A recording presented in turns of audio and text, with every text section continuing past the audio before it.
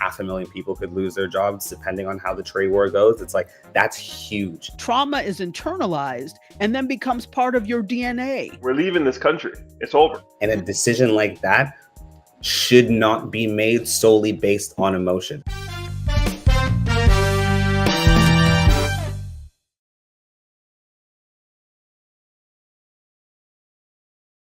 You left yourself on mute, sir. I was so surprised that someone showed up. Right. Surprise. I told people on Friday we had a surprise for you. Look who's here. OMG. Hey, good to see you. Hey, we got to do this. Upgrade. He is in the house. Ryan O'Neal Knight is back on the Morning Vibe. And you said you'd go away for a little bit of month, so you kept to your word. What's going on? Hey, June, we started to have to lean in. We are working with some new franchise partners, one in Hamilton and still licensee in Thunder Bay. So our little baby is growing, and we still have our youth program happening in the summer.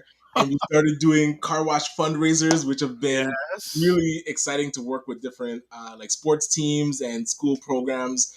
So yeah, man, a lot's been happening in the world of DK.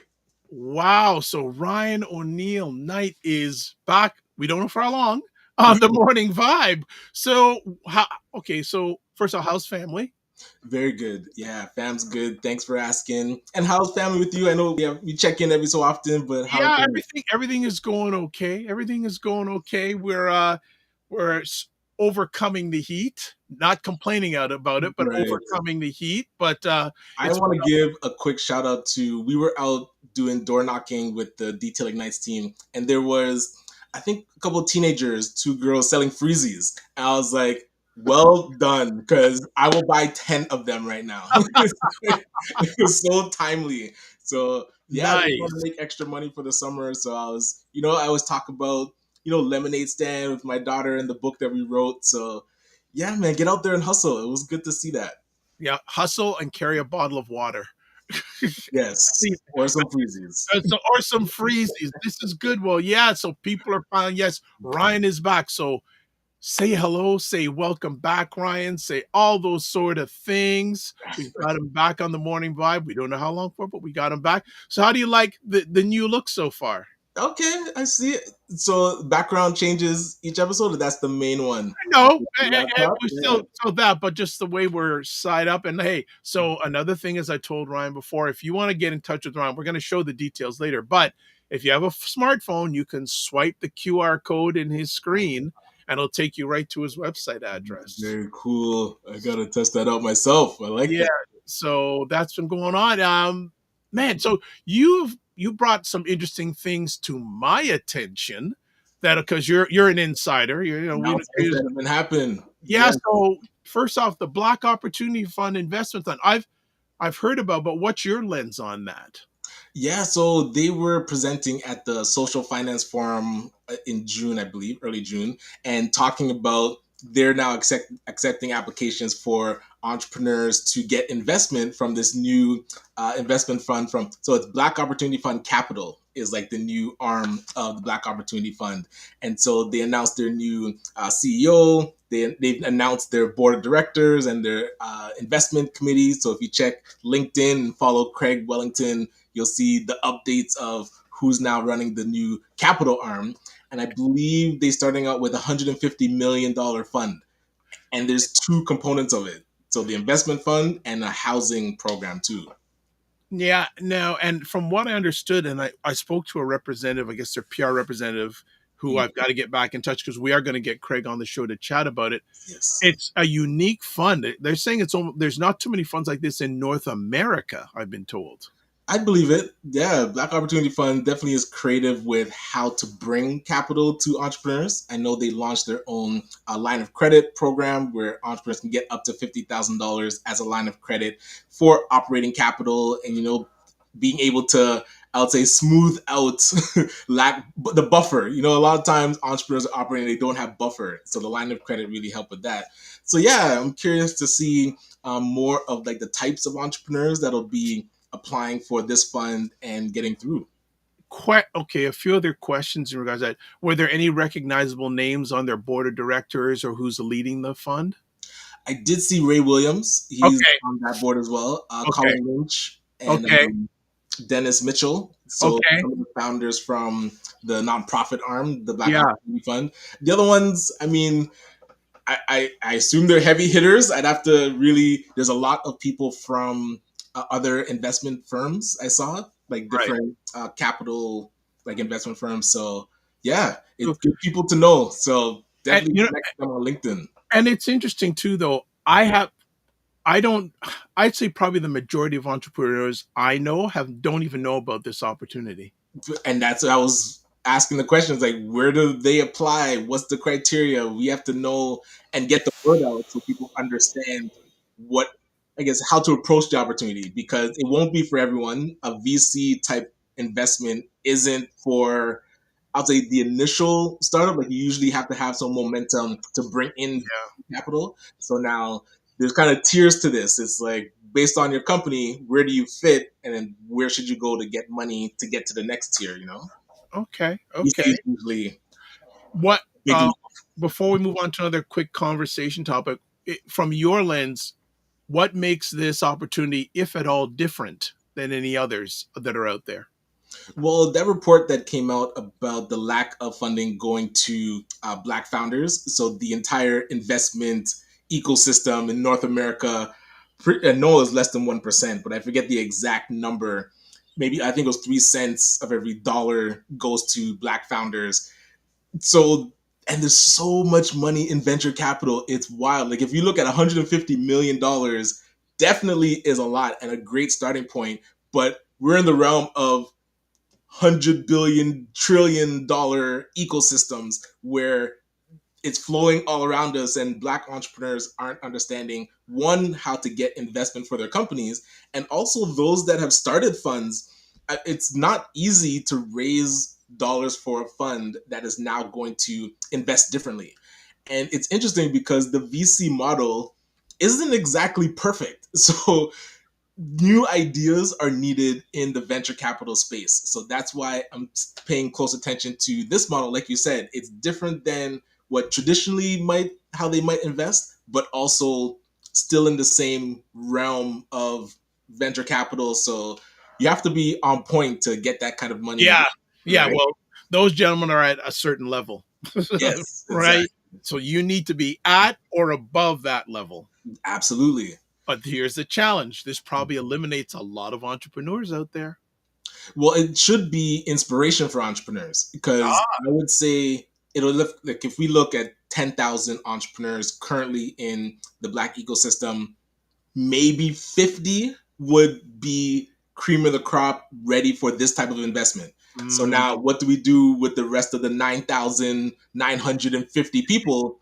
There has to be ways to get them ready for the big leagues. And I always talk about ACBN being kind of the farm team to get them into single A and into double A to triple A. And now this type of fund is really like a big league type entity.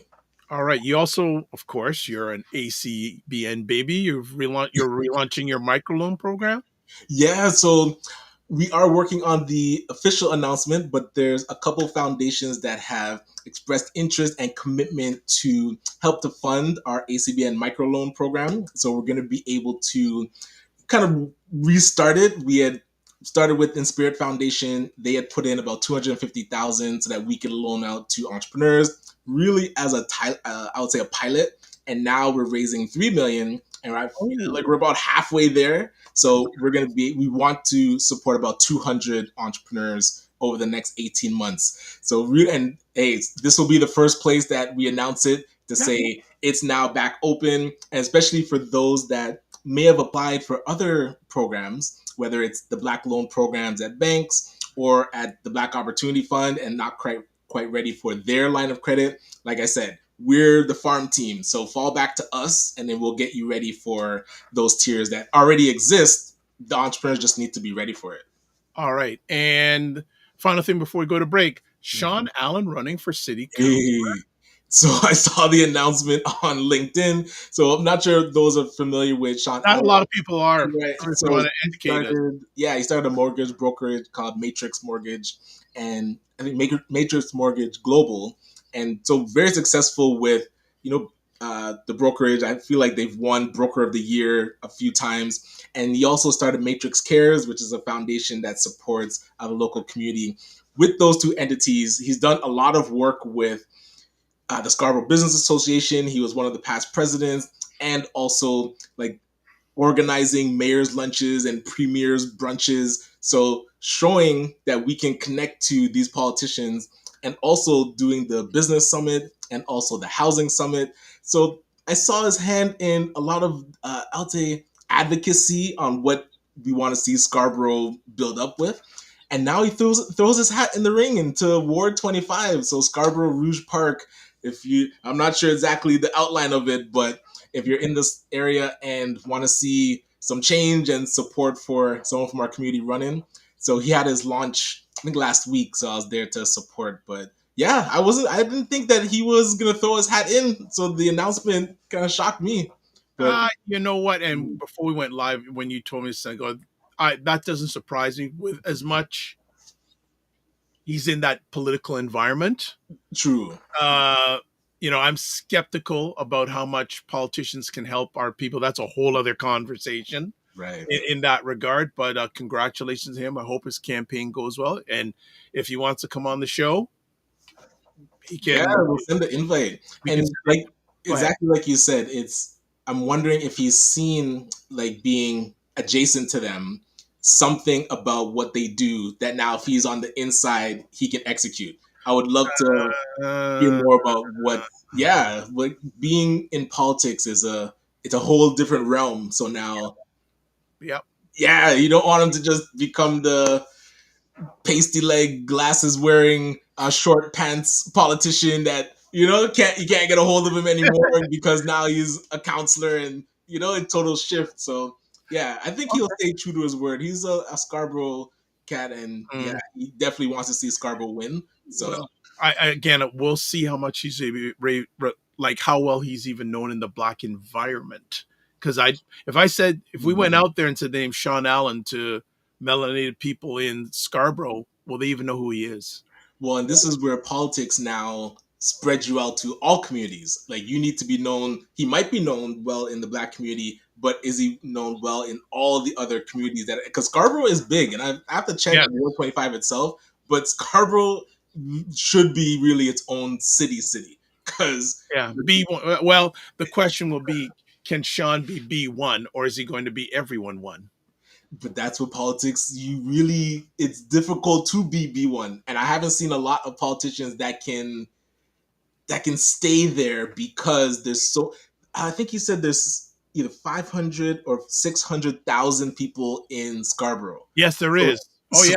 Now, and it's getting bigger. Like, it's right? Because there's condominiums going up everywhere. But he said something interesting too, that Scarborough actually doesn't have a hotel. And he was talking about looking at the FIFA World Cup coming, and no hotels in Scarborough that could now, take advantage of all these people. That's interesting. There may be one or two, but there used to be one at Kennedy and 401. I don't know if it still exists, but I've seen a number of hotels become places where immigrants stay. Gotcha. And I see like motels along, the strip motels are passe, but there isn't a major hotel in Scarborough. There used to be the Delta at Kennedy and 401. They used to be the main one, but not. And a lot of those are either being taken over or they're using it for immigrants to stay in, gotcha. or they're being torn down and condominiums are being put up. Okay. Yes. All right. Well, we could ramble forever because Ryan has not been with us for a while, but we're going to take a 30-second break. When we come back, we'll do some housework. And then we've got Donovan Martin Sr. We're going to be talking about some guy named Sean Diddy Combs, because I don't think too many people chatting about that situation. So we'll be back in 30 seconds. What is up, everybody? It's Dr. Vibe here. These are two ladies. They're not all over the place. They're forward and they're straight shooters. I got to stand in front. No wonder people don't understand what the Democrats have been doing. That man lied 36,000 times, and we know this because you all counted it. This is part of the story that a lot of news outlets are not talking about.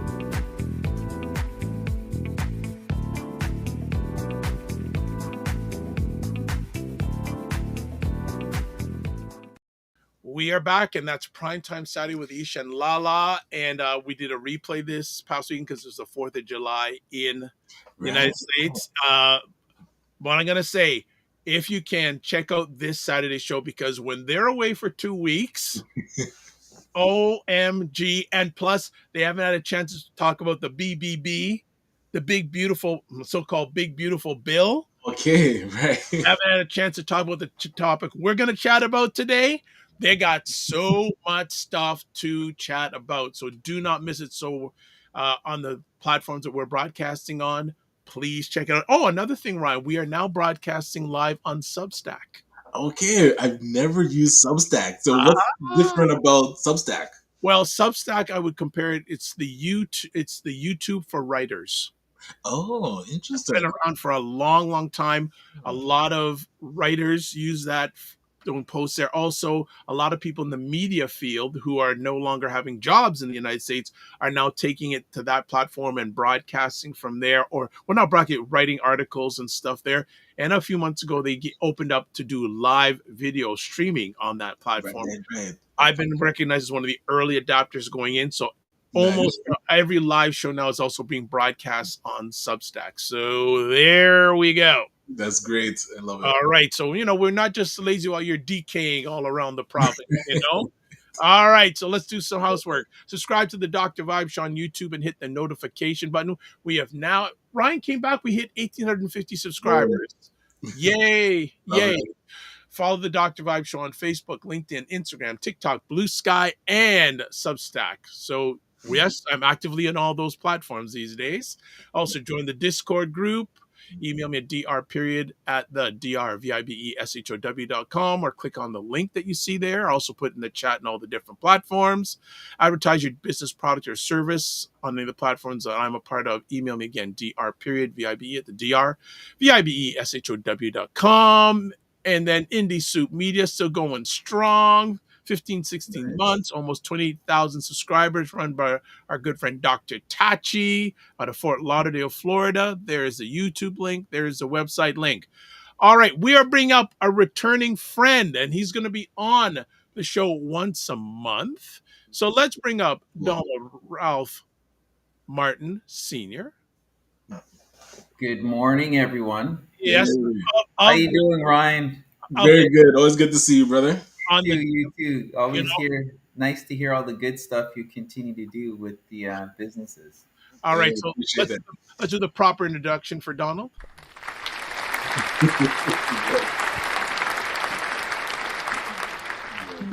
All right, and so Donald, the Daily Scrum, people may not know a lot about it. If you can give a little background on the Daily Scrum, and then we'll get into our conversation today. Sure. We are a North American-based news organization, started in Canada, and we have a location in the U.S. We cover the daily news with a focus on, majority of the focus on politics. We were the first news organization in North America to introduce digital AI news anchors, and now it's become the daily norm.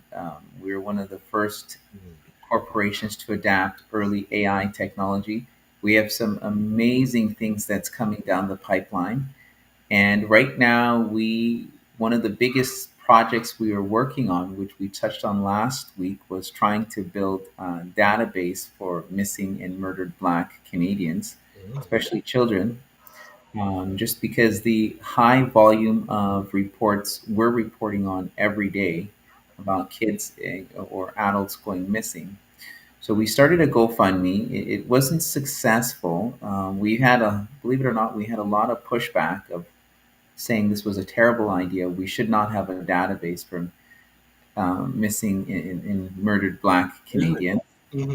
But you know what? We push through. We can say now we have a organization that is going through an education organization, which I'll share with you guys later offline, that has agreed to build our database, a big Nice. Canadian education facility.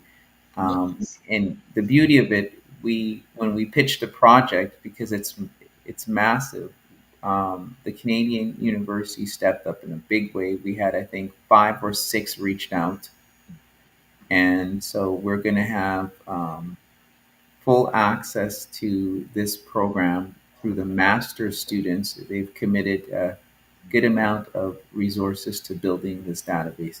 So we are extremely happy, and lots to share once it's in place. So big progress. Very happy for Yeah, I us. love that. Big win, big win, big win. Well, Huge win. this is good. Ryan, before we get into the conversation, any catching up you want to do with Donovan before we get right into our conversation today? No, happy to hear the progress, and yeah, looking forward to our conversation today. Yeah, Okay. we have on this whole. Okay. So recently, like get some background. Recently, the Sean Diddy Combs case has been in the news, but it's more than just it's about more than just one celebrity. This is much bigger issue at play: sexual violence and how our society handles it. So let's take a look at the case from our perspective, and also let's look at it a broader picture, because Diddy's case is just the iceberg. So, Mr.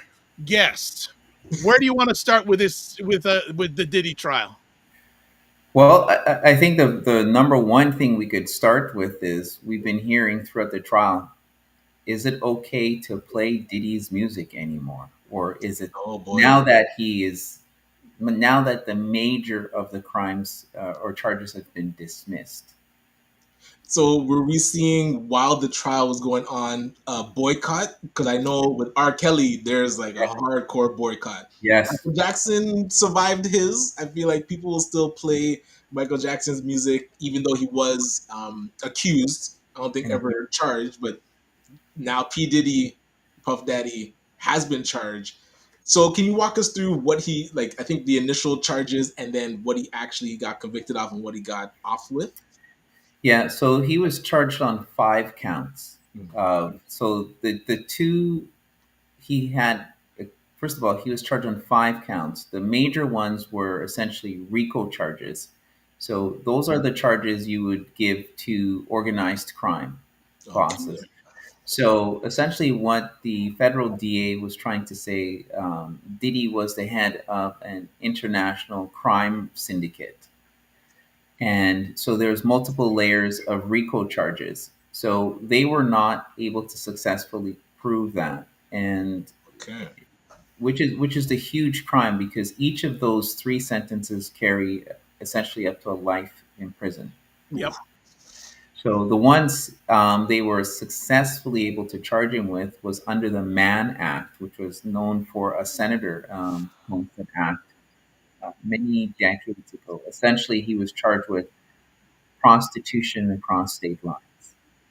And Okay. because the two charges are the same in the same fall under the Mann Act, they would if he would serve concurrent years. So they serve as one charge, essentially to narrow it down and serve as one charge, maximum of 10 years.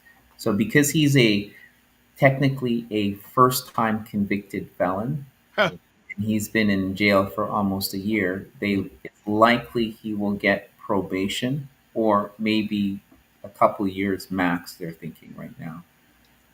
Wow. And so I'm curious your thoughts on the sentiment from the verdict. Are people now, has he totally alienated the black community and those that were fans because the I mean, people were not following along with the trial. And I'll give a shout out to a gentleman, Armand, that was doing live coverage of every day and the transcripts and stuff.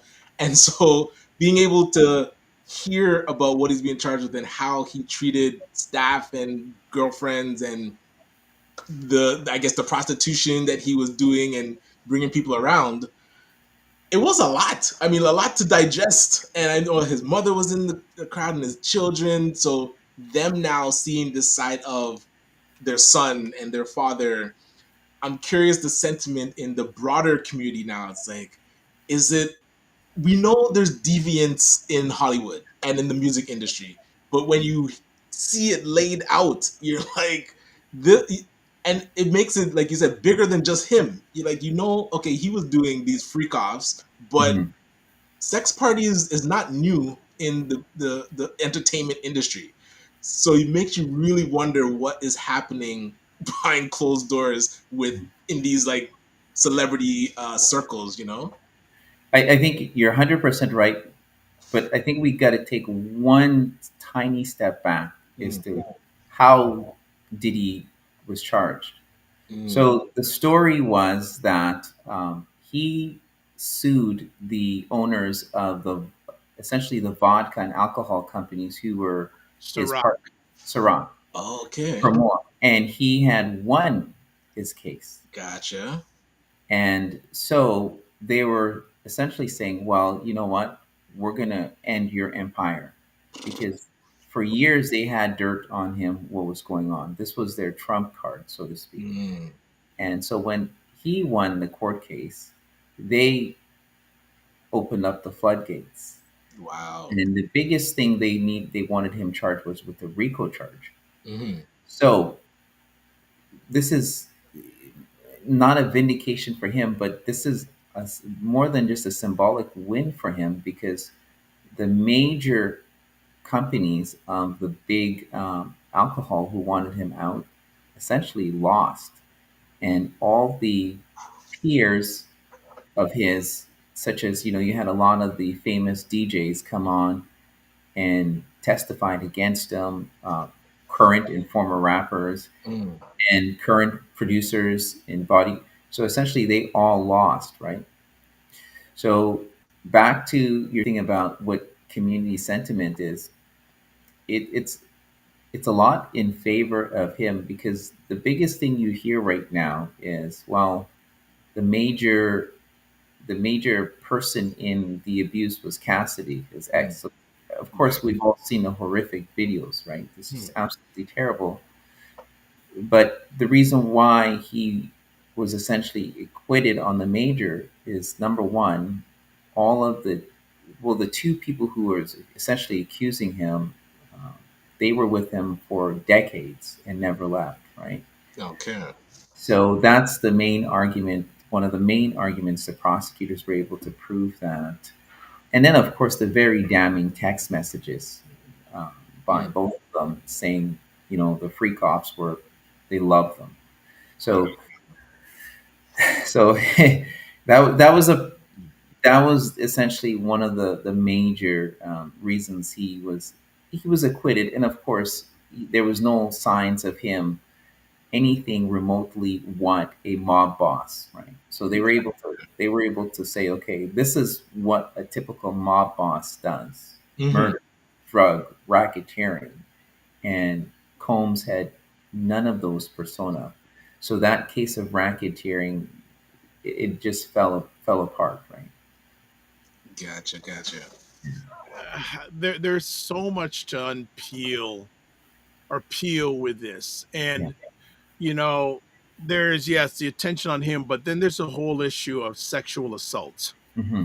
Hmm. right? Right. And, you know, and I'm gonna bring this fact up. According to RAINN, it's RAINN, Rape, Abuse, and Incest National Network, out of every 1,000 sexual assaults in the United States, only about 310 are reported to the police, and of those, only 25 lead to jail time for their perpetrator. That means that less than 3% of rapists ever spend a day in jail. So it's staggering how most preparators Mm. of sexual assault never face any real consequences.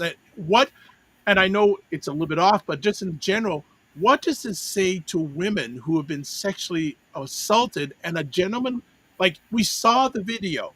Hmm. How come he's not being charged for that? Is that But fair? didn't he get? Wasn't that the charge that went through?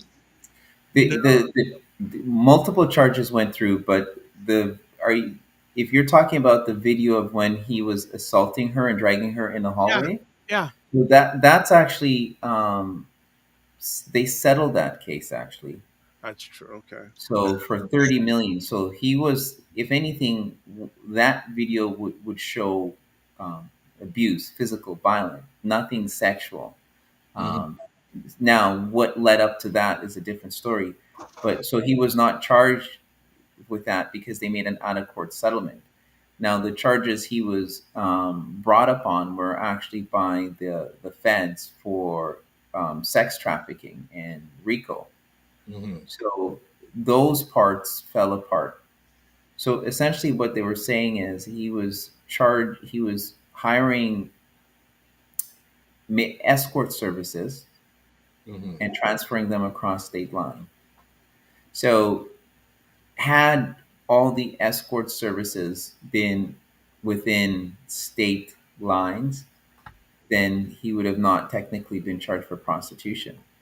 Now, people try to say, well, what's the difference between R. Kelly and Diddy? Well, the difference is R. Kelly's people, he was trafficking, many of them were minors or under the age. So there's a huge, huge difference in those two cases. Gotcha. Yeah.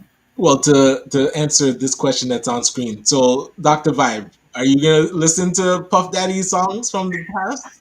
No, not at this time. No. But again, it's I don't know. I don't think I will. Again, but it also said, can you separate the artist from their creation, from the individual? A lot of times the big question. And we are a very forgiving society. Donovan, how about yourself? Would you, if it comes on, would you still listen to it, or is it something that you would leave the room if his music comes on? So let me put this into context.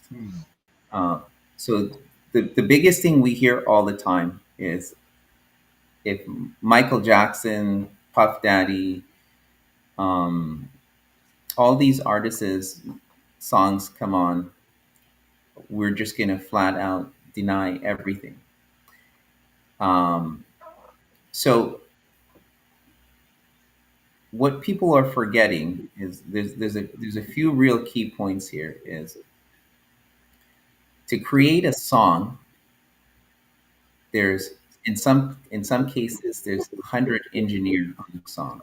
Wow. Right?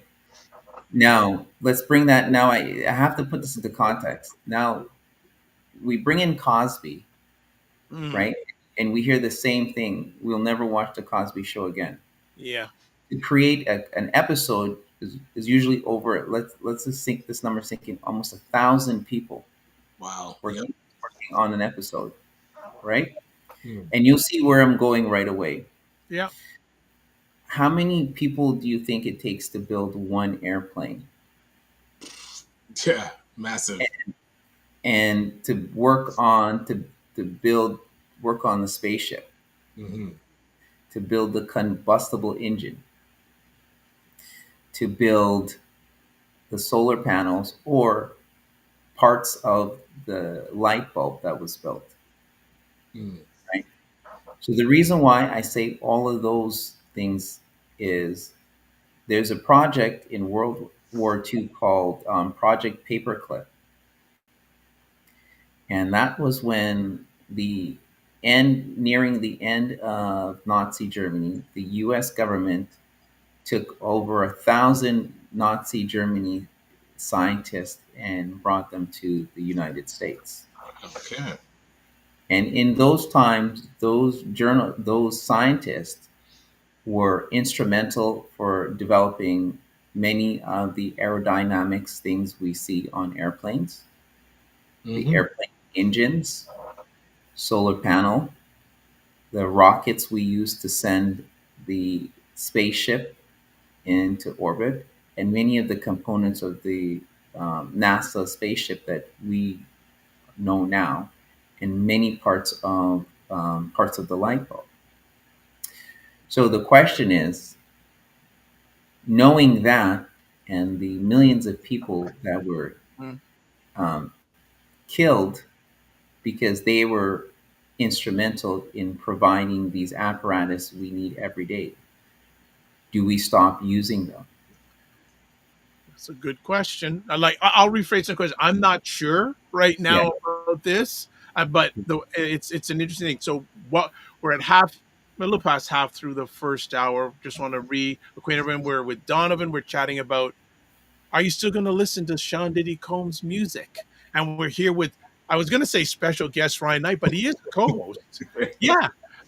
So one of the things I want to do is I want to get audience interaction. So we have got a little bit of an audience interaction to put up on the screen. So if you are watching on our YouTube channel, we've got a question for you. And the question is, I had the question and I lost the question.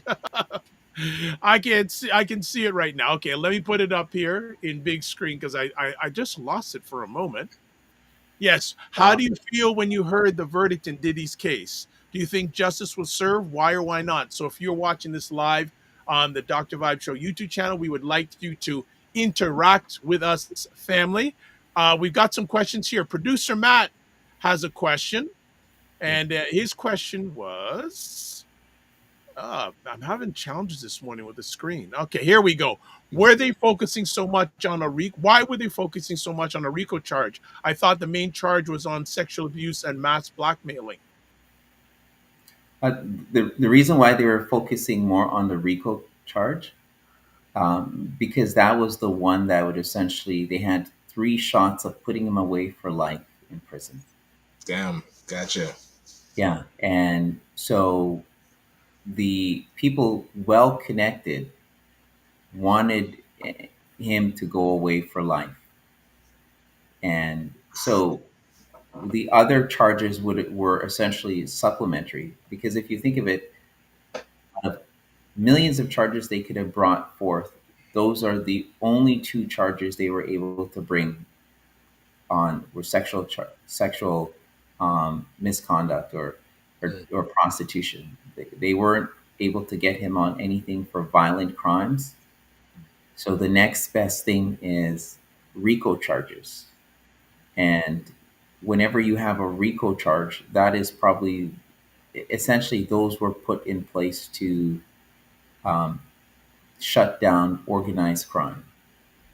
So, Right. But then, so with, and something that I guess concerns me is where you see the black male celebrity get torn down. And you saw it with Cosby. You saw, I mean, R. Kelly, Michael Jackson, now P. Diddy, and where people have things on you that at any moment they can just crush you. We saw it with the senator that was dating the 16-year-old, Michael Thompson in Toronto, making bad decisions, and then they can tear you down at any moment. Like no matter how high you rise, there's always something out there. So is that more a thought around making sure we make good decisions as black men so that these types of things don't destroy us in the future? Or will there always be something? Because if an allegation isn't true, you can still lose your credibility and your livelihood trying to fight back to say like that is not true, but court of public opinion will still destroy you. So curious your thoughts on black men being torn down almost at a whim of this Ciroc. Like if it's true that Ciroc now is trying to get back at him, it's like, is that a thing we're doomed to always be fighting against? The ability for us to be torn down by people holding stuff over us? I think everything you say is correct. In context, what I would say is, why are we doing it? Because we always hear about ownership, right? Mm-hmm. And everybody chases, I want a sponsorship deal. I want this guaranteed money. I want this. So with guaranteed money comes you're essentially beholden to your financier or your sponsorship. It comes with the strings. Yeah. So there's three, but if you look at three rappers who actually this could something like this could never happen, and I'll tell you why. Mm. First of all, Master P. I'm sure if everybody knows, and I'll go real quick. Everybody knows the story with Master P, right? When he started out, nobody believed in him. He believed in himself, and he said, "I don't." You had a lot of the labels wanted to sign him for $1 million back then in the early '90s was a lot of money. And he kept saying no, no, no. And he said, "What is the biggest? Who is the biggest artist in the world at the time, and how much money is he making?" And back then it was Michael Jackson, who was making an unheard of. I think it was $1 to $2 per record. It doesn't sound like lots, but that in the industry where most people were making around 20 cents 15 cents per record. So he met with, so he said to Michael Jackson's lawyer, "What is the biggest deal I could get you?" He says, "Well, it's going to cost you $25,000 for 1 hour with my time." So he sat down with him and he said, "The biggest deal you could get is what's called a distribution deal, where you own 90% of everything and you just pay the distribution company 10% to distribute your records, and you have no ties to anybody." So when he did that, he made hundreds and hundreds of millions. He's untouchable. And then I'll tell you, so this is kind of back to your question. Then the second is the artist is Lil Boozy out of Louisiana. Okay. Super smart for what he did. He basically said, "I'm going to say anything I want and I'm not going to be canceled." Because as soon as a rapper says something, they're canceled. And what he did was he's like, I'm a true independent. It may have changed, but I'm gonna rent my own venues. I'm gonna put everything on myself. So nobody could cancel my venue or my shows because I own them. And which is brilliant. And this is kind of what a lot of people don't know. This is kind of where Drake falls in now. Okay. A lot of people don't know that when Drake is booking a concert, Drake owns the majority of everything. Okay. He owns all the equipment you see that are traveling, right? So these are stuff that he's forward thinking, where he's owning the equipment. He's has major say in the venues, right? I mean, obviously he doesn't own Air Canada, but so to your He back, does a lot of his stuff at the OVO, yes, right? Like his own fest that he does. yeah. Now So at ACC, or sorry, Scotiabank. so back to your original question, Ryan. It's, people, when we are chasing that money and we're not chasing ownership, we will always have somebody beholden to us because they're going to protect their investment, right? Right. And then of course we saw the biggest one of all was Kanye West, right? Yeah. And he's, he for years he was trying to get out of his contract, and they wouldn't get him out of his contract, and so he said, what is the surest way to have all of these companies ditch get me out of my contract? He went on that rant, and of course, that rant essentially, all the major brands says we don't want a part of him, and broke all his contracts. So now he's free. So as long as we continue to chase endorsements, there will always be the company have something on everyone to protect their investments and to keep them in line. And some people are just content with making, I don't say, I'm not being facetious, but some people make 5-10 million a year on sponsorship. That's a lot of money. But they're also content with it. They have no desire to rock the boat. Okay, I'm going to jump in here. There's some questions and some comments, but I'm going to get through the comments and we get into some questions. So, First Lady of ACBN, Charmaine Hussey, says, Please. "Morning. I'm turned off from listening to Diddy music. Good morning to C Nurse K, says good morning. The Walamala, good morning to you, also says they were doing whatever it takes to get him in Rico and failed. Also, good morning, Dr. Tachi. Also, look at Jonathan Majors, the Walamala. We forget a few years ago the That's situation. an interesting example because, he was yeah. falsely accused. Yes, C Nurse K, good morning all. I believe deliberations were rushed because they were up against a long weekend and jurors were tired. Also, the jury makeup was not ideal. All right. We'll get Walamala says, I think they're going to come after Yee in 25 years. Oh, The Macmillan Group says, good morning to you also. Boozy and P have a playbook that most artists should follow. All right. right. And also, before we get to the Macmillan Group's questions, two things I'll enter into this. The people who give you money can take it away from you. Absolutely. We're seeing it. Also, two, don't hang around with people that have nothing to lose. Yeah. Okay. Right. All right. Also, the Macmillan Group has a question. Do you mean his music or his music he produced? Because he produced so many artists. Well, So- that's a great question. And that's a good, actually, so that's a fantastic question. So here's another analogy then, right? The most deaths and horrific things in society has created under three entities, or we call them organizations or countries, right? Mm. Britain, Canada, and the United States. Hmm. But every day we salute and play the flag, listen those anthems, right?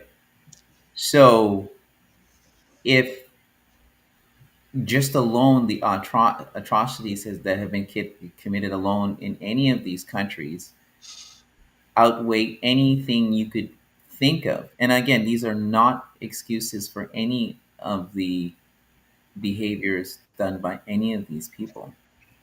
But yet, society has no problem proudly playing the songs, the anthems, the music. But when somebody says, well, you should no longer play any of these music, and you're dismissing everybody who took part in the creation of these art. And again, it's not accepting what any of the individuals themselves have done. So where do we draw the line that we are able to systematically dismiss the works of everybody because of one person, Mhm. but we could accept the atrocities that has been committed by all these respective countries in the name of this one song, which is the national anthem. But yet that's acceptable.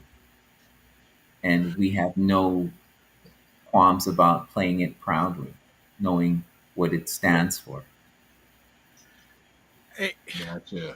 I can see that some people will look at this conversation. Yes, there's there's a business financial thing, but there's also the impact it has on those, especially women who are sexually assaulted. And I know that you said earlier on that case has already been taken care of, but I am seeing people put allegations against Cassie. And I'm going, and of course, it's probably a lot of social media people, but the thing is, a key fact is that sexual assault is the most under-prosecuted violent crime, according to the U.S. Department of Justice. The prosecution rates are lower for sexual assault than robbery, assault, or murder. So, and again, we've said that was handled in another case, but that impact of that and seeing how Diddy got off on the most serious charges, how do you think women will feel now saying, I don't want to testify. I don't want to bring an accuser against me. How does that impact women? I think it's gonna in. Wow. So in general, it's going to impact women negatively. Now, when this story, when the verdict broke, I tried to get a good spectrum for us of just the general feeling of people's opinions. And to be very honest, they were very split right up the Yes. middle. Yeah. There were, and you even saw on live TV, a lot of women were happy he was not convicted, and a lot of women were distraught, right? So again, it all comes down to is what camp do you fall in, right? And there's always going to be that divide where unfortunately people are going to say, well, she should have left the situation, but it's not that easy, right? From stats, we know people who are victims, it's not easy to just get up and say, we're going to leave, right? So it's that question of moral, what's everybody's moral compass, right? Whereas you're hearing, and the biggest argument you're hearing with the Cassidy is, well, she could have left anytime. She was living a life of luxury. She had that $30 million payout, and that's what everybody's hung up on. And then comes the most damning things in the court: the years and years of text messages she's sending, how much she loves the stuff. So that's where, and of course, her sending that message does not saying there's aspect of it she absolutely hate or were deplorable or were degrading or humiliating to her. That's not dismissing all of that. So the question is, can there be both, or is it either or? The Macmillan Group has a question, says, do we cancel Mary J. Blige since she has had several collaborations with him? Well, go ahead, Ryan. Well, that's where you're saying the ripple effect of the work he's done spreads so wide that it becomes just, we're indoctrinated to all the music, just like Canada. We're indoctrinated to the anthem because to fight back and try to pick out everything that we're benefiting from because of the atrocities. And it was interesting that we do land acknowledgements now. And when you read the actual treaty that they signed, like under duress and not beneficial for the indigenous people, yet we're at a point where it's like, okay, we can do the land acknowledgement and still benefit from the treaty itself. So when we look at, like, you're not going to be able to know all the music that Diddy has his hands on, or all the artists that he was able to support and help them make music. So if you hear music, are you always going to be thinking, oh, this is something that sounds like P. Diddy had a hand in, so I'm going to go tell the DJ my thoughts on the case. It's like, when we hear the national anthem, we don't go up to the school or whoever's playing it and say, like, do you know about Canada's atrocities? Like, every single day, it's like, it's too ingrained in our natural life to always be fighting that. But I think, like, if I hear P. Diddy rapping, I might think of the case and be like, man, and I'm hoping that the case actually shines a light on the rest of the deviants that are in the entertainment industry and in Hollywood, to hopefully cut down on people feeling like they have to be part of freak-offs or sexually submissive to people with power just so that they can be in the limelight and get a chance. Like, I feel that is what I really took out of this. Well, this is the thing. Why do many people who look like us look to entertainers as their leaders? Well, they get the spotlight, right? It's who. But remember, if you look to them as leaders, who are those people controlled by? they're controlled by record companies that really don't probably care a lot about us. All they're caring about is making the money. We see it. True. Just a thought. It's a great thought, but also one other thing to the person who asked the question on Mary J. Blige. Mm. So here's an interesting thing is which never really gets covered in the media is Mary J. Blige was accused of violent and spousal abuse of her husband, Okay. and she is a known recovery from substance abuse, Mhm. where he had filed for divorce, where in the end, I believe she was had to pay him alimony. Mm. But that's a reversal. But that never makes it into the public that she was physically and abusing her husband, who was her former manager and had a major addiction to alcohol. But she's not ever being blackballed or being dragged in court. So, so then there's lies that question is: should we still be listening to Mary J. Blige's music because of her domestic issues? Good question. Good question. The Walla Mala says, speaking of music, Diddy had a song with Notorious called Victory, as if he time traveled from the 90s. Okay. She also says the defense absolutely ended her just on the text alone. Ooh. And good morning, Fitness IQ Cam says, morning, morning. Awesome. This is interesting conversation. Yeah, there's, as I said, there's so many layers of this conversation. Yes, there's a P Diddy but there's also the whole domestic violence issue, which is I've tried to interweave, and I think we'll have to do a conversation just on that alone, because to try to mix both of them in can be a little bit challenging in regards. But I feel and I didn't watch much of the trial. I heard some reports when the verdict came down. There were some people that were pouring baby oil all over themselves. I just went, really? Well, it becomes spectacle, right? That is, that's the way of the U.S. Everything it can be spectacle. Yeah, Oh, but for the most, likes and the clicks, man. but most of those people look like us, really and truly. Right? You need it's that crazy. Yeah. I don't Yes. know. Fortunate. I think they wanted him to squeal on the other players in this ecosystem of freak offs and abuse. And I mean, I would have liked to see that. Like, who else is similar to Diddy? Like, we need those names so it can protect those that are trying to get into this industry, because there's way more than him.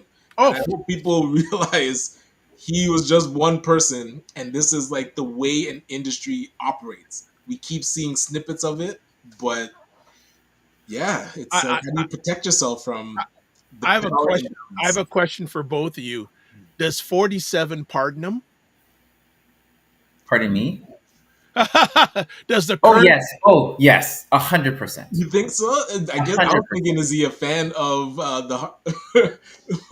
Oh man, yeah, you think so? 100%. Because there was a conversation when this was in the heat before he even got convicted, and he was just like, "I know Diddy. I like Diddy. He's a good guy, and let's just let it play out." So listen, you got to remember, Trump and Diddy partied together forever. Yes. Right? And Yes. so I could see him pardoning him. Look, he pardoned all the people from January 6th. Yep. He pardoned a lot of the rappers. Yep. Like, listen, he's transactional. He's anyway, but he's a transactional president. Look, if it's gonna make him money, he's okay. That's it. Well, as I keep on repeating the famous quote now, I feel that David from the Atlantic said, 47 only cares about two things: himself and money. That's it. Okay. That's it. Unfortunate. The Walla Mala says Diddy and 47 used to be great friends, so it's possible despite their slightly deteriorated relationships. Look, 47 may come into this because he may think it's a way of getting black votes. Well, they're in trouble. Midterms are in less than a year. Oh, right? They're in And trouble. they're in and here's what people are with Elon. Okay, with Elon Musk's new party launch yesterday, America Party, because the rift between Trump and Musk is real. Now that there's no more Tesla subsidies, which is massive, that's billions and billions and billions. Hmm. So Trump's dismiss it as just another gimmick. But here's one thing: as much as Elon is a narcissistic, vain person, um, when he does something, he's not doing it to fail, Right, right. right? And that's the part people are. What an interesting conversation. Three interesting individuals: Diddy, 47, and Elon Musk. Yeah. What a Well, trio, man! What a what, trio. what Donovan's saying is Republicans need to pay attention that if anything happened because of Trump being in power, the worst thing that could happen to the Republican Party is a new stable party for Democrats and Republicans, but Republicans really because they put all their energy behind this guy to keep them in power. But if it creates a way that another third party comes in and can start actually splitting votes, they should be very scared of that. Like all the rest of the big bill and everything, it's Okay. not as damning as if Elon can get this party off the ground to even just be relevant. It doesn't have to be, I guess, a three-party system, but if they're relevant enough, they can sway the victor. So I want interesting. to bring it back to the center here because we go. That's a whole other tangent. That's not My apologies. I do have to jump, but yeah, I'll touch base with you. But always good seeing you, Donovan. You too. All right. So Give our future candidate. Tell him to get on the Yes, horn. I'll send him a note. Yes, yes. All right. So Ryan, pleasure seeing you as always. And will we see you on Friday? Okay. All right. We'll see you on Friday. Take care. All right. It's myself and Mr. D hanging out. So we'll kick it out with some more conversation topics. So welcome. JJ Mars says Diddy won't serve that much time. Once he's free, he'll go back to his old ways. Derek, good to see you this morning. Derek says, "Good morning. I notice I used to the clubs that used to be maybe at the clubs division between women. How groups of women could talk about a woman." And what she's wearing, I'm not surprised. Okay, I'll skip producer Matt's question for a second. The Walla Mala says, I think the real reason they did not please release Diddy is two things. He's safer inside, and his release would have caused an uprising. The Walla Mala says, 47 and Mr. Mutz was inevitable. A globalist and nationalist can never work together. All right. I didn't want to get into Elon today. I really wanted to not get into Elon today. All right. So some things I want the Diddy thing, but also the whole area of sexual violence. And I'm gonna say something here, and people can take it whatever they want, but I just want to put it out there that most sexual violence victims are female. According to the World Health Organization, 1 in 3 women worldwide had experienced either physical or sexual intimate partner violence and non-partner sexual violence. So what Diddy did is not uncommon to Cassie and maybe some others. It's a gendered crime. The vast majority of victims are women and girls, but anyone can be a victim, and we have to recognize that. What, Donovan, should we as melanated people take? Okay, let's do it this way. What should Black men take from this case, Diddy, etc., going forward? Well, if we're waiting for Diddy to take anything away from it, then that's a problem. History of violence has been around for centuries. So if we're only now using Diddy's case as a wake up call, then we have to take a real hard look in the mirror and say, we need help, right? This is just another high profile case that just happens to be per, involved with most a rapper or entertainer that most people like and adore, right? So what we should be taking away from this is it's never okay. Assault is never okay. Violence is never okay. And if you see something, say something, right? And you should never put yourself in that situation as a male to be abusive. But then again, it comes patterns, right? You know, if you grew up in if you were a male who grew up in an abusive home and this was acceptable practice, you're going to pick up these generational traits. If you're also a male who, which high statistics in the United States, where many males grow up without a father or a father who's incarcerated, right? So they're lacking a lot of positive role models, male role models. This is nothing taken away from the mother, but they're lacking positive role models from a male perspective to say a man should not put his hands on a woman.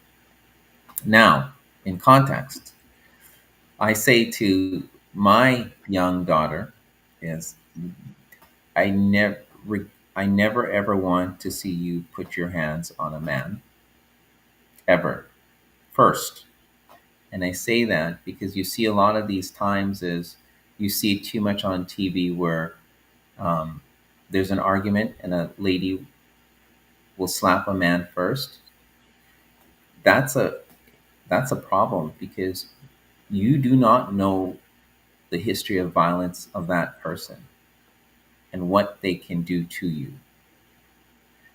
Um, so I always say when I see that is how do we protect not just black women is or women in general is now if it's just a different situation if somebody puts their hand on you first, right?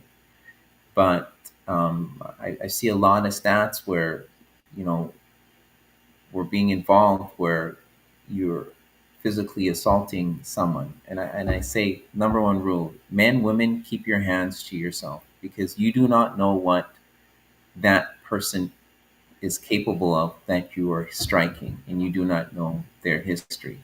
Now, defending yourself if somebody does something to you first, yes. But a general rule of thumb, I say, do not put your hands on anybody because it's never ends well for anybody. Okay, good stuff. Some more comments here. Dr. Tachi says, "Good morning to Derek. APL, a positive lifestyle. Good to see you. Yes, I believe Diddy will be pardoned. I do hope that that as part of the pardon deal, he will they will highly recommend therapy for Diddy." Fitness IQ Cam says, "I'm more concerned with the gentleman's comments after this plea." Derek says, "Could it be the judge had sympathy for the victims and decided to protect them by not releasing him on bail?" That's true. APL says, "Yes, I believe Diddy will." Oh, okay, we've got that. Said that. Walamala says, "Everyone needs to be responsible. Nobody should be hitting or slapping anybody, male or female." Correct. So one of the all I think all those comments are bang on. One of the main reasons why Diddy was not released from jail, the judge says it's because he's a violent person and he needs to be remanded. But I also believe there's a lot of truth to what your guests are saying about the safety issue for him too, right? So I think there could be two truths to it. Um, but the real question is going to be is on the sentencing day, right? And because he was charged in a RICO, he was in massive, like a maximum, essentially security to at the state level or at the federal level, actually, because it was a federal charge. So now that he's beaten the most severe charge, the question is if he remains incarcerated, do they move him to a minimum security? And those are the things that um, we need to know, right? because it goes back to the thing of safety, right? If they're truly afraid for his safety, then do they say, well, it's a safety issue, we cannot put you in a minimum security? But isn't the point of having um, corrections officers to keep you safe? So So Fitness IQ Cam says, agree, both men and women, keep your hands to yourself. Derek says, I've taken from the whole Me Too movement is to be aware and careful. I disagree with your guests in the fact that if you grew up in a house with abuse, that you repeat the pattern. He says, I grew up in an environment and choose not to abuse or be abused. All right. no, no, no. So it was not a statement of totality. It was just referring to actual statistics in by various American, the government, that says black men who grew up in a home without a father are more likely to be incarcerated or follow patterns based on those. So it has nothing to do with any specific individuals that they choose not to take part in violence. That is fantastic. It's just from statistics that are saying the probability of a person who grew up in a home of violence repeating certain parts of that is higher than a person who grew up in a stable home, two family home, two parent home with no act of violence. So there's a definite difference there. Okay. The Walla Mala says, if they release Diddy, they won't let the public know for safety, of course. All that people will find out. They will find out if he gets released. People are gonna find out. Like, no doubt about it, they're gonna find out. Do you do you feel that we will see him be released in the next 10 years? Oh yeah, he. I don't think there's no way he serves 10 years in prison, because remember, they have to follow precedent, right? And they have to follow sentencing guidelines of similar cases, right? So if you take out the word Diddy, he is, and take out, let's keep him as John Doe, right? He's just another person, first time offender, caught with prostitution, and it's male escort.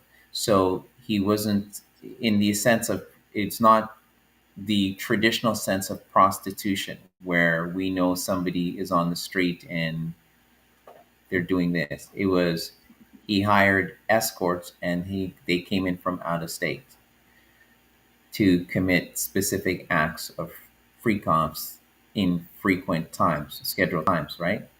So there's a huge difference where it's somebody who is, every day I have somebody and I'm coercing them into prostitution and I'm earning money from this. And then, so that's a big part of what people are forgetting. He was not earning any money on this, right? So, whereas the whole goal of prostitution is to earn money from illicit acts, right? So, there are clear sentencing guidelines that the judge should follow, right, at his discretion. But he has the best lawyers. Now, remember, his main lawyer, this is his second RICO case he's beat in a year, right? He also got off another famous rapper, I can't remember his name, on RICO charges. So to think they're not going to be well prepared at sentences to bring up case law and precedent would be silly. So I don't foresee him serving 10 years. I foresee him either serving a few years, um, and maybe a year or two with time served, right? Or house arrest. So there's a lot of ways, but there's no way I see him serving 10 years. It just, it wouldn't um, it wouldn't add up, because if you appeal that, you have to appeal it based on precedent, right? and so there's precedents already been set. So it will be hard to say that he will ever serve 10 years based on similar crimes that have gotten probation worse than that and has never seen jail time. Okay. Fitness IQ says to Derek Tuggle, I'm glad you decided to do the opposite from your environment. She also says, but the probability are normally high, unfortunately. She also says, I know I'm late to this conversation because it's possible for men to start to educate young boys and men about sports. Yeah, I was going to talk about that as we wrapping up soon, but definitely I'll address that before we call it off. Uh, do you find it interesting, Derek? Not Derek, Donovan, that there's sort of divided amongst women about this, black women about this case? You know what? I think it also, I don't find it interesting because we also have to speak to people's experiences. Again, I've been on sites where a lot of women were just happy Diddy got off and wish they had a chance to go to one of his party to this day. Wow. So you That's see interesting. so you see comments like that, right? And then you have to think, okay, what would make somebody say something like that, and are they wrong? That's the question, right? Are they wrong? And so the biggest thing, the prosecution were not able to prove that, not everybody, what was it? Because he has very wild sexual taste, or he's involved in these type of activities, does it make it wrong? Right? So then it becomes subjective of what's right and what's wrong. Somebody's fantasies may not be everybody else's cup of tea, but is it wrong? Right? And so a lot of people who are like, look, I'm in this industry, the sex trade industry, or I'm just a person who has a high tolerance for this type of sexual behavior, and I've never done anything. So does that make me wrong, or does that make me a criminal? So it's a conversation that there are no easy answers. There are no right or wrong answers. I mean, the wrong, but the wrong act is when it comes sexual abuse, right? But a lot of people are saying, well, if you take the sexual abuse part of it out with Cassidy and the other person, all these acts were technically among consenting adults. At least that's what, according to the court cases, right?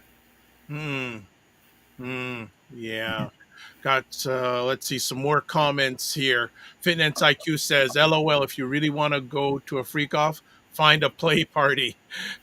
and Fitness, she goes, "Don't ask me why I know." Oh well, I know you're not going to give us an answer publicly, anyways. Derek says, "Again, it's a race issue. Not excusing Diddy, but someone like Charlie Sheen, who was in the list of clients of Heidi Fritz, was never brought to trial." Yeah, I think there's definitely certainly a race aspect to it also, because I'm sure there's a lot of the current president of the United States, him and what's the gentleman's name? Oh, who died Epstein. in Epstein. Yeah, some people are saying that Diddy is the black version of Epstein. Wow. Well, if you're going to throw Diddy, you might as well throw his protege in, which was Clive Davis, right? Oh well, there's a whole other. He's a whole other conversation. That guy, Right. right? That is quite interesting. The Clive Davis is a very interesting individual. Yeah. Dangerous. I mean, Yes. Yeah, and also related a little bit to R. Kelly's career too, Yeah. and Whitney Houston. Well, it's the whole Whitney thing, without going off topic, was actually just, I'm not a conspiracy theorist, but just dig deeper. Just do some Google Clive Davis and Whitney and her death. Yeah, Kind of, yeah, follow the money. yeah. Follow the money. Follow the money. Well, Donovan, I'm going to let you because I know you have always a lot of things on the go. Any final thoughts as it comes to Diddy, sexual violence, etc., and we'll let you go. Yes. So sexual violence is definitely horrible. You know, nobody should ever be subjected to this type of activity under any circumstance. Man, woman, race, never. It should never happen. Now the question what we talked about is, do we stop listening to music of people who have committed some of the most horrific acts? Where do we draw the line? And because he's been technically acquitted of the most heinous ones, do we give ourselves permission to continue to listen to it? And do we selectively dismiss the body of work because of one person? So do we now say everybody else who contributed to this project is no longer relevant or should pay the price, right? So those are real hard questions, and again, it all depends where you fall on the, I guess, moral complex. But if we are going to judge society by how we still accept our national anthems, and that's, we don't blink an eye, and we could accept all of the products and luxuries that we are afforded to that have been created by some of the most horrific people in society under some of the most horrific circumstances, do we have to rethink ourselves about listening to something that would have, or watching a show that would have been instrumental to your upbringing or bring you joy in that time, in that context? And I'll leave it at that. Well, as always, want to say thank you for taking your time. If we could put it up on the screen where you can get in contact with the Daily Scrum News, fantastic. And as Donovan will be coming on once a month, I think the first Monday of each month going forward for the next little while, to either share stuff from the Daily Scrum or just sharing things that are important to people who look like us and people who care about people who look like us. So, Donovan, as always, I want to say thank you for your time. Thanks for making the time, which is the most important thing you have. And we'll see you soon and be in touch with you soon, and keep the faith. Thank you, and thank you to your audience for very insightful, thoughtful questions. All right. Very much. Don't just manage your time, manage your energy. Remember to give yourself grace. Take care. Cheers. Bye. All right. We are back. Some more comments here. Fitness IQ says, I probably won't not listen to most of his music that he's on it. Or she says, or skip his music. I'll treat it like I treat it with R. Kelly. All right. So a few things. So I'm just going to put some things out in regards to sexual violence because I think it's an important part of this conversation. Society often focuses on teaching girls how to avoid danger. Things like don't walk alone at night or dress a certain way. We also, in fairness, have to focus on raising boys and men not to become perpetrators. You know, instead of telling our daughters how to stay safe, we also need to teach sons and men about respect, consent, and boundaries from an early age. Right? So, and also want to put out to parents, model respect in your own relationships, call out problematic behavior, teach your sons and your men to be allies, not bystanders. Some action steps we can do is encourage open conversations about consent and boundaries in schools and at home, and support survivors, believe them, don't judge, create safe environments for disclosure. Now, I will put it out, there are some ladies that twist it a little bit, but most of them, yes. And also demand accountability. Push for better training for police, prosecutors, and judges on trauma-influenced response. And challenge rape culture. Speak out against victim blaming and sexist jokes. And I just wrap it around here at the end. Diddy's case is a headline, but the real story is how the justice system fails victims of sexual violence every day. Most rapists never see a jail cell, most rapists and abusers. Why? Because our society shames victims, doubts their stories, and lets perpetrators walk free. We need to talk about raising better men and boys, not just protecting our daughters, but to teach our son and our men not to harm. That's where real change begins. So I just wanted to add that at the end, some perspective. We also, APL says, that is a valid question. I still listen to I Believe I Can Fly, R. Kelly, but I also think about his problematic childhood and how little was done to help him. There we go. All right. So we're going to start shutting it down soon. But if you're watching on YouTube, I hope you're noticing something different. There is a community aspect now on YouTube, which lists the top fans or the top people making comments during the conversation on YouTube, during the show during YouTube. And number one, the top 3 fans today were the McMillan Group, Fitness IQ Cam, and also Derek.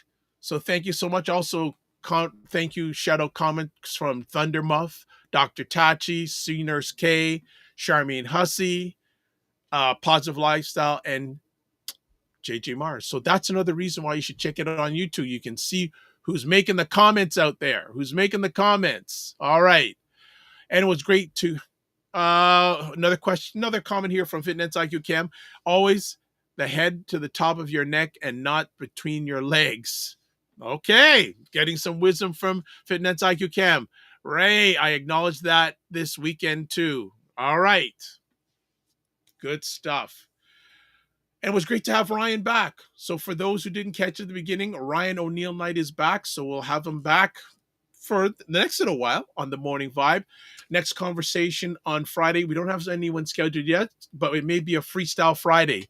So so if it's a Freestyle Friday, make sure that you bring your comments, any questions you want to ask myself or Ryan, or things we want to open up with you about. All right. So let's finish it off here like we always do. How do we always finish off? This is how we finish. Subscribe to the Dr. Vibe Show on YouTube and hit the notification button. And again, 1,850 subscribers. Thank you very much. That puts us in the top 10% of all YouTube channels when it comes to subscribers. Follow the Dr. Vibe Show on LinkedIn, Instagram, TikTok, Blue Sky, and Substack. I am active on all those at the present time. Join the Discord group. Email me at dr.vibe at the drvibeshow.com, or click the link that you see on the screen, or it's in your comment section to advertise your business, product, or service on our show. Email me at dr.vibe at the drvibeshow.com. And let's see, you can follow Ryan, his website, Ryan O'Neill Knight, and that's Knight with a KN. I always say that, not an N, KN. RyanO'NeillKnight.com, LinkedIn, Ryan O'Neill Knight, Instagram at Ryan.Knight99, and email address, work with me at RyanO'NeillKnight.com. Myself, the drvibeshow.com, YouTube, Facebook, and LinkedIn, The Dr. Vibe Show, Instagram at The Dr. Vibe Show, X at drvibeshow, and then we have email address dr.vibe at the drvibeshow.com. You'll also check me on Substack because we're broadcasting live consistently out, and also putting replays on there at drvibe.substack.com/subscribe, and on Blue Sky at drvibe.bsky.social. You can also watch replays of this epic conversation on the Morning Vibe. Not on the Morning Vibe. You can watch replays of the Morning Vibe at the Dr. Vibe Show, YouTube, Facebook, and LinkedIn, Afro-Caribbean Business Network, which is on the Facebook, and Ryan O'Neill Knight on YouTube. We got through all of that. Amazing. And we have some more comments here. APL says, have a great day, everyone. Fantastic. We got all through the comments. We got through everything. All right. Thank you, everybody. Thank you, producer Matt. As always, live your dream. If you can dream it, you can make it. Sometimes you have to get smaller to get stronger. Block assumptions. Aim bigger, aim better, aim higher, aim wider. Love, faith, and respect. Don't just manage your time, manage your energy. Remember to give yourself grace. And if you're not making money, make history. Try to do both and then always make it better. Thank you, everyone who watches live on the replay. God bless. Peace, Israel. Keep the faith walk good, and we'll see you soon.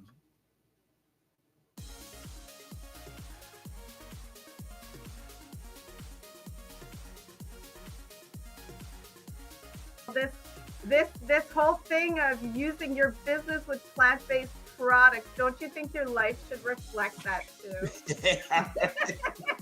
Juke him, Carolyn. Juke him. The family loves us here because they're saying Fitness IQ Can says put a wig on to get in. Oh my God. Like the ideas are just coming fast and furious here this morning. What? Okay, look at this. Global Women Ambassador. Good morning. Look forward. Okay.